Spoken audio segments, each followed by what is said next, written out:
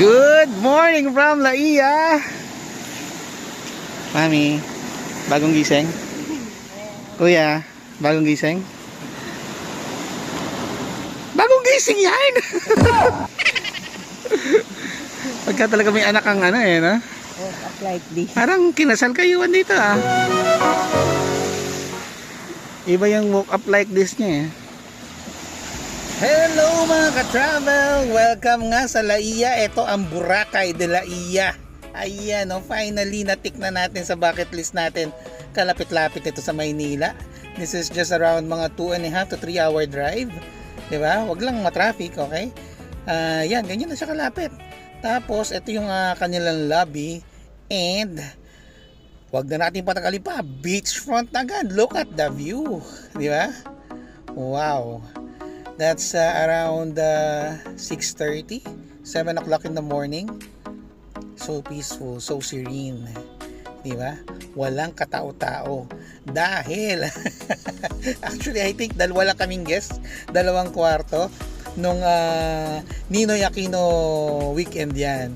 Diba? Medyo sininagan tayo ni Haring Araw.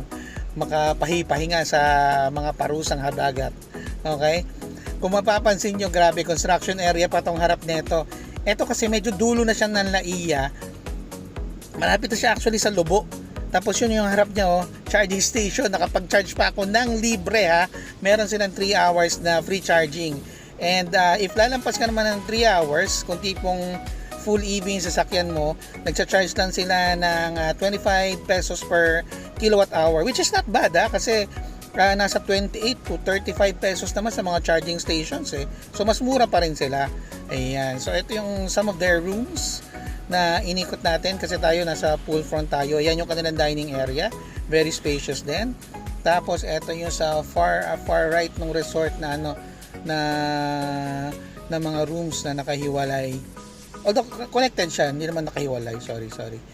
Ayan. So medyo binibilisan lang natin to. Meron silang basketball court.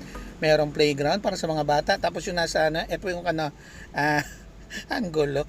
Yung parang room, I think yung function room nila. Tapos ito yung labas, mga villas. Yan. Na, technically, beachfront pa din, di ba? Tapos merong pool, billiards table. Ayan, no?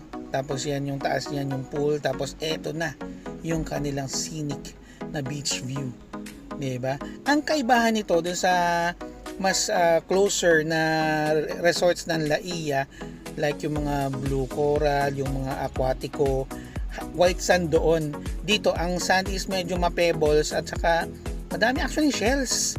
Puro ganun yung ano, yung composition ng sand niya. Pero just the same, maganda yung tubig at saka I think since dahil medyo nasa dulo-dulo sila, kung gusto mo ng medyo peace and quiet, kahit doon sa kabilang may mga katabing resorts, so kita nyo walang tao sa beachfront nila, which is, di ba, usually naman gumigising ka na maaga para mag beach. Tapos ito na yung pool front namin na rooms, good for 10 ito, I think 10 to 12. Ayan, yung mga pangalan ng rooms nila puro mga pangalan ng relo, napansin ko, pero parang meron din man yatang iba. Malamig yung rooms. Ayan yung kanilang free breakfast, daing na bangus, luncheon meat, corned beef, and yung kanilang menu na fairly priced din ha. At masarap, importante kasi dito na kami nag-dinner nung day before eh. Ayan, tapos eto rin yung mga beach activities na pwede mong gawin, i-coordinate sa kanila. Tapos eto yung mga room rates nila. Ayan, di ba? Screenshot pag may time. Tapos kung interested ka na kontakin sila, hindi po ako connected sa kanila, ayan yung kanilang number, screenshot mo na. Ayan. And this is the evening view. Diba? Ang ganda. Very scenic kahit gabi. Bawal nga pala mag-beach sa gabi ha. I'm not sure kung hanggang ng oras lang pwede mag-beach, pero I think matik pag dilim bawal na. Yung pool nila is until 11 p.m. and which is very okay kasi yung iba mga 8 p.m. 9 p.m. lang close na. Ayan. Tapos after kasi nila mag-close, nililinis nilang, kinuklorin nila yung kanilang pool. Pero ang ganda ng tubig, wala kang malalasahan, maaamoy na chlorine. Kita nyo yan, that's Makapuno. Tinda ni Sir, ayan, shout out.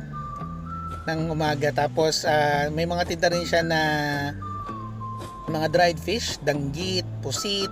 Meron din siyang dried na tawilis. Tapos nagulat ako, tinitikman si Commander. Paano mo tinitikman yung danggit? Yung pala may pasample si Kuya, naluto na. And masarap nga. Yan. So marami mga nagtitinda dito kahit konti lang yung tao. Pero mga local vendors na nagtitinda rin mga ang tawag dyan, mga bracelet, ganun mga kwintas-kwintas. And ito na yung pipisik. Yan. Kainan siya na malapit lang. Magkasunod lang actually sila. Hindi siya kalayuan. Tingnan nyo, di ba? Kahit na construction area yung kalye, yung lugar, ang dami pa rin, dinadayo siya. Hindi lang ng mga riders, kundi ng mga naka 4 wheels. Ang dami nilang customers. And nakikipag-unahan actually kami. Tingnan nyo itong pagkain nila. Look at that. Kita nyo yung kanilang crispy patty. Crispy pata. Grabe, sobrang garlic. Ang sarap tuloy. At syempre hindi natin papalampasin ang version nila ng Batangas Lomi. At ayan, bonus pa yung kanilang chami na first time natin nakatikim ng chami. Para pala siyang yakisoba kumbaga sa Japan. Eto, kita nyo yung bill namin. Sa dami ng in-order yun lang yung bill. Mura, di ba? So, eto, bonus feed para sa ating mga kapwa Katoliko. Ito ang parokya ng San Juan, St. John Nepomucene Parish. So, again, malapit lang sa metro. Kung may time kayo, gusto niyo mag-vitamin C, di ba? Bisita na sa San Juan, Batangas. Okay guys? Keep safe po palagi. Ingat. God bless. Bye-bye.